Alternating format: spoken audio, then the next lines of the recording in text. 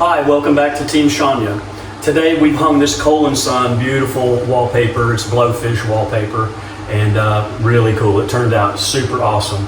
So we've gone around the whole room. We came this way and we thought that this shortest area right here would be a good stopping point, a kill spot, you know, that we could make the paper match everywhere else except here.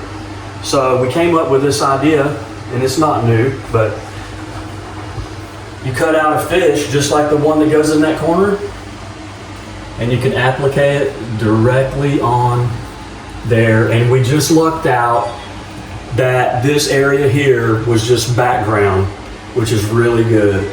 There's an option to keep the fish all the way on it, you know, but on this one, I believe I will cut it. And here we go. So I'm only going to use the tail portion because I still have the head over here. So I'm just going to use the tail portion. Off with the head. Voila.